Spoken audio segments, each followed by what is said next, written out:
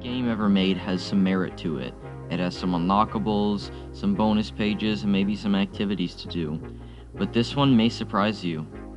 I'm Cynthius, and welcome to a review of Rayman Raving Rabbids for the Nintendo Wii.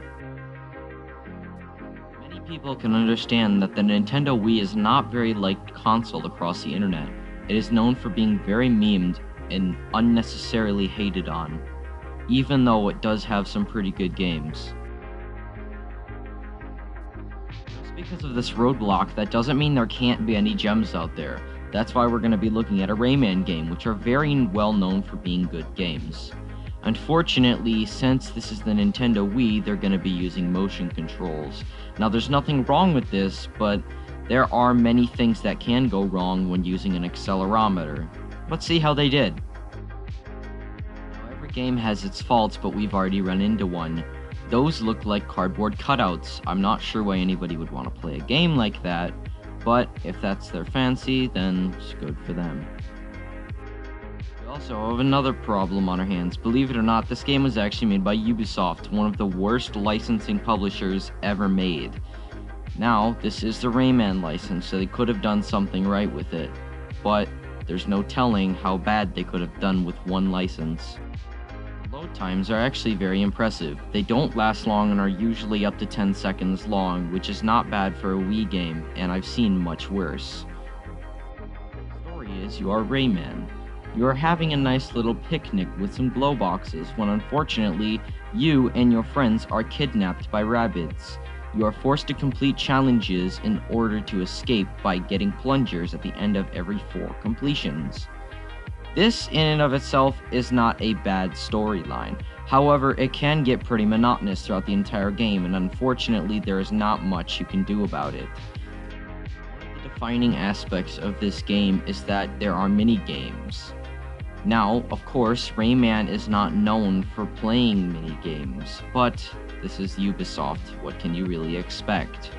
Unfortunately, some of these games range from excruciatingly easy to so hard you're gonna want to stick your dick in a toaster and burn yourself alive in a bathtub. Now, unfortunately, I could not complete this game. This is one of the most hard games I have ever played, and there was absolutely no way I'm going to be completing a game that essentially is a rage game for children.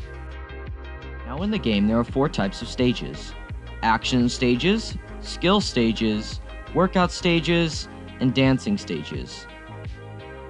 Since action is the easiest, we'll be talking about that first. These games can be completed within a matter of minutes. They require almost no skill, and playing this versus a toddler, the toddler might win because some of the controls might make you flip out. I did not complete the game, so this means I can't tell you about all of the action stages, but I will do my best to tell you about them. So far, I know about shooting stages and action stages. We'll start with the shooting stages. The action shooting stages are very easy. They do not take long to complete, and it's almost impossible to lose them. How it works is you point at the TV with your Wii remote, and you press the B button to fire a plunger. You're supposed to hit all the bunnies on the screen without dying. Now, they give you so many hearts, it's basically pointless, and you'd have to try to lose to actually get rid of all your hearts. Unfortunately, this is where the game sort of fails. I would have been a little more impressed if the game had actually tried with the difficulty, but we're working with a kids game here, so you can't really ask for much. Now, you can shake the nunchuck to reload if you run out of ammo, and you can also press the A button if a bunny is close enough and grab them so you can launch it at another bunny. Now, unfortunately, since these are short, they're the most fun, which is kind of sad because I wish they were in every single game. Now that we are done with shooting stages, we can move on to the racing stages. Next, we have the racing stages.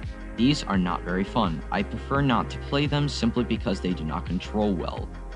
It is more like you're playing an RC car game, but instead the track is lubed up beyond any stretch of the imagination. In fact, it is lubed so much, it's more like you're a bar of soap than anything else. The saving grace for this game are its controls. They're more akin to something you wouldn't expect. You use the nunchuck stick to turn yourself, and you shake the Wii Remote to boost. You only have 3 boosts in the game, so use them wisely. You press the B button to move forward, but be careful, because you slide around a lot, you could just as easily throw yourself into the ocean and make it a quick death. Now that we're done with the action stages, let's talk about the skill stages. Skill stages are just that. They require precision in order to get them. Oh, and I almost forgot. You need to talk about the qualifications.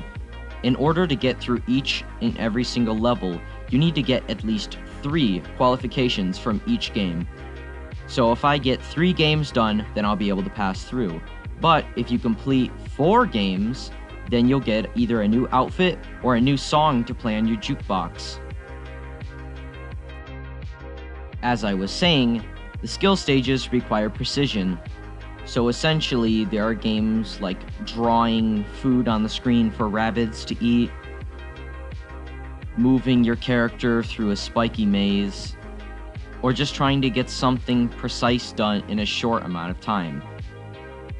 These games range from excruciatingly hard to excruciatingly hard. They are not fun to play, and I prefer not to play these types of games. Unfortunately, there are a lot of these games. But now that we're done with that, let's talk about the workout stages. Now when they say workout, they definitely mean workout. These are some of the hardest stages to complete, not because they require precision and not because they take long, because they require to shake the nunchuck and the Wii Remote so fast, you're going to be dead within seconds. Good that there are games like this because they can be fun. Unfortunately, there aren't many of them on here. And since there aren't many of them there, that can make for an excessively boring level pack. But it is good that they include these games anyways, simply because of the fun factor. You will most likely see yourself going to score mode so you can play these games over and over again. Now that we're done with that, let's talk about the dancing stages. These are some of the least fun minigames. Now, since this is a Wii game, they have to use motion controls, right? They can't make this button movements, but this makes a very bad game. Unfortunately, these are some of the least fun stages, and you almost have to do them because some of the games, like I said, are too hard. But you can see through the game that it looks like I'm doing really bad right now, and some of them, it looks like I'm doing really good. This makes for a very mixed bag on controls, because unfortunately, the nunchuck is not accurate, and neither is the Wii without the Wii Motion Plus, so this makes for a very inaccurate experience, which is making me very angry. While recording this footage, I actually had to stop and take a break simply because I was about ready to throw my controller through the window. This is why it's not fun. Unfortunately, sometimes it will just straight up not read your movements. Sometimes it'll think you threw the nunchuck down and broke it. Sometimes it thinks you threw the Wii high into the air. Unfortunately, this makes for a very bad experience, and you'll more likely find yourself redoing these stages multiple times just so you can pass. This is not fun. Now we can move on to things other than the story mode. This includes score mode, which is one of the best parts of the game. Now, since you don't have the pressure of a single-player story experience, you can play the games that you've already unlocked in the story mode over and over again. That means if you like some of them, you won't have to replay the entire story just so you can get that same game again, which is a good thing. I like this mode a lot, but there are some flaws, like for example, you do not get all of the games straight from the start. You need to have at least played them once throughout the entire game. This can make for a very excruciatingly bad game. Unfortunately, since this is because I didn't unlock most of the games, I can't show you all of them, but I can show you some of them. One of the games that I didn't unlock but I have played before because I've deleted my save block and then I replayed the game, which was Bunnies Do Not Close Doors. This was a really bad game because it used some of the worst hit detection I've ever seen. I don't have footage of this, and I'm not going to play it again just so I can show you. The premise of this game is that you're supposed to keep the door shut while the bunnies are using the restroom. If at all it opens, they start screaming, and you have at least a second to shut the door before they shoot you in the face with a plunger, and the game is over. Seems like an easy premise, but there are 4 doors to shut, and you have to last at least 50 seconds. This is one of the worst parts of it. If they made it at least 40 seconds, I would have been totally fine with that. But the problem is, you have to point at the doors you're gonna shut with the Wii Remote, and then shake with the nunchuck to act like you're slamming the door closed. While there could be nothing wrong with this, again, the nunchuck is one of the most inaccurate parts of the Wii, so I have no clue why they thought it was a good idea to even try to use the nunchuck's motion controls. More often than not, I spent over an hour trying to get this minigame done just so I can unlock a new song or an outfit, simply because the game's mechanics just did not want to give me anything good for it. This gave me one of the worst defining aspects of the game, and is the fact that some of the mechanics either don't work or are just completely broken. More often than not, I'd be pointing my cursor over the door, it would open, I'd throw the nunchuck, and nothing would happen. I would lose within a matter of 10 seconds just because the game didn't want to do it. When I finally got it, it felt like a true triumph. I felt like I was Hercules, I was on top of the world. But then I realized what game I was playing. And then you realized that my name was Fag the entire time.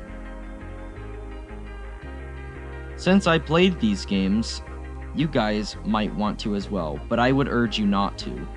This game has one of the worst defining aspects of any game I've ever seen. This is not a Rayman game. This is not a Rayman game. Why would Ubisoft think this is a Rayman game? Now that that's out of the way, we can focus on one of the worst parts of the game, which unfortunately is the multiplayer. The only games that you can actually play with other people is not the single player. You can't do that because that's single player. But in the score mode, which is multiplayer, essentially you can only do action stages, because most of the score games are single player games. So you know what you're going to be spending most of your time doing? More missions! And this just leads to my last problem with the game, the monotony. There are so many problems with this game that I would urge you never to pick this up. I had the unluckiness to spend my money on this back in the day as a kid.